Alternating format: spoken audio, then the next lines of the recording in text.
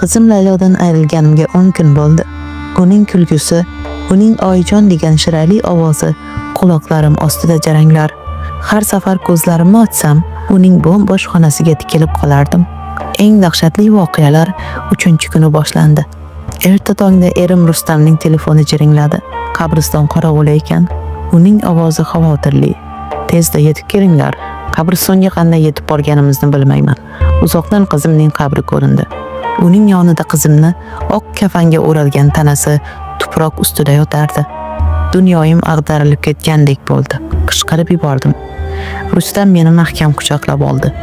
Bu qanday bo'lishi mumkin? Kim bunday razillikka boradi? Biz uni qayta dafn qildik. Go'rkov, past bo'yli, ozg'in, Qodir ismli chol edi. U bizga taskin berishga urindi. Balki hayvonlar kavlab ketishgandir qizim. Ko'p bo'lib turadi bunaqasi, dedi u past ovozda. Uning so'zlarida qandaydir soxtalik bor edi. Lekin o'sha paytda bunga e'tibor beradigan ahvolda emas edim. Yuragim parcha-parcha bo'lib ketadigandek edi. Ertasi kuni tongda yana o'sha telefon, yana o'sha manzara. Faqat bu safar Layloyimning tanasi qabrning boshida go'yo o'tirgandek suyanib turardi. Sochlariga kimdir bir dona oq atirgul qistirib qo'ygan edi. Bu vahshiylik edi. Bu aqlga sig'masdi. Bu hayvonning ishi, dedi Rustam. Uning yuzida endi nafaqat qayg'u, balki qo'rquv ham zohir edi. Men aqldan oza boshladim. Kechalar uxlay olmasdim. Har bir sharpadan cho'chib pishardim. Go'yo qizimning yig'lagan ovozini, uning oyijon, menga sovuq degan pichirlashini eshitayotgandek bo'lardim. Rustam meni ovutishga harakat qilardi. Lekin uning ham ko'zlarida qo'rquv bor edi. Biz yana Go'rkov bilan gaplashdik. Go'rkov bizni diqqat bilan eshitardi. Qizingiz yoshmidi, dedi u kutilmaganda. Bu savol meni seskantirib yubordi. Ha, dedim zo'rg'a. U hali yosh edi. Ha, albatta, yosh edi, deya pichirladi va u ko'zlarini olib qochdi. 3-kecha yana o'sha dahshat takrorlandi. Bas, chidab bo'lmaydi. Rustamning sabr kosasi to'ldi. Men bugun qabristonda qolaman, dedi u qat'iy. Kimligini o'z ko'zim bilan ko'rmaguncha tinchimayman. Men uni yolg'iz qoldira olmadim.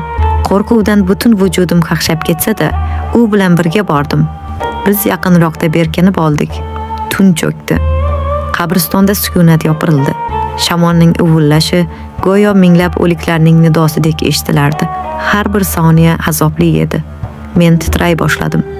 Yarim tunda oy nurida qabriston yo'lagida bir odam paydo bo'ldi. U Layloyimning qabri tomon kelardi.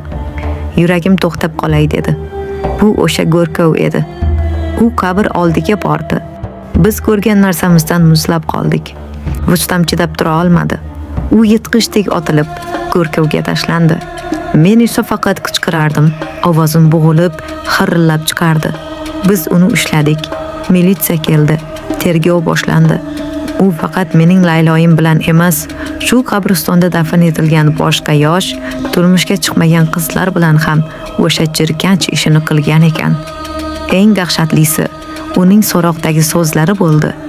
Unda zarracha pushaymonlik yo'q edi. U telbaga o'xshamasdi. Uning so'nggi so'zlari mening miyamda bir umrga muhrlanib qoldi. Tergovchi undan nega bunday qilganini so'raganida, u shunday javob berdi. Men ularga yomonlik qilmadim-ku. Men ularga faqat o'z umrida ko'rmagan mehrni berdim xolos. Bu so'zlarni eshitib, men hushimdan ketdim. O'shandan beri hayotim do'zaxga aylandi.